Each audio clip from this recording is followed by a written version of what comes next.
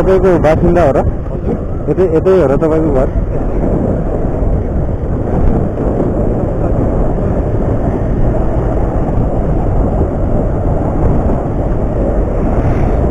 यो जङ्गलतिर त्यस्तो केही घटना सर्न त घटेको छैन नि होइन? यो जङ्गलको बारेमा त्यस्तो केही खराब न्युज त छैन नि? हजुर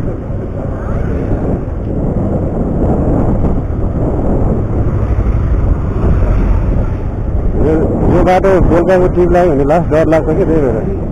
म पहिला पनि एक दुईचोटि परेको छु अहिले त्यस्तो छैन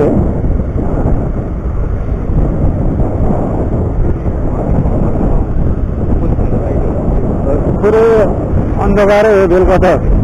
यो बाइक र गाडीको लाइट चाहिँ कति उज्यालो हुन्छ बस त्यति मात्रै त्योभन्दा केही पनि छैन पुरै अँध्यारो हुन्छ सुनसान हुन्छ होइन एकछिन सुनसान भइदिनुपर्छ अनि त्यहाँबाट मोटोले ठाउँै छोड्दैन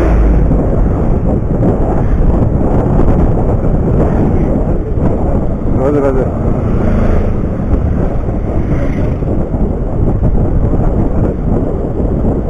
म त बाइकमा झरी डर लाग्छ हो यो जङ्गलमा स्पिड बाइक कुदाइरहेको त डर लाग्छ कि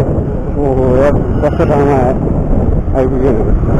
दिउँसो त ठिक छ फेरि दामी रहेछ दिउँसो त होइन शीतल पनि हुने हजुर हजुर यतिको चाहिँ ठिक छ लाइटहरू त हुनुपर्ने हो यहाँ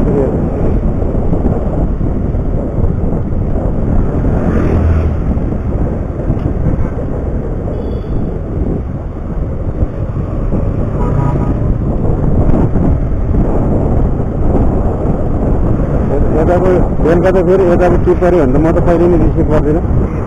हजुर यो जङ्गलको बाटोतिर हजुर राति त हेर्दै डर लाग्दो छ होइन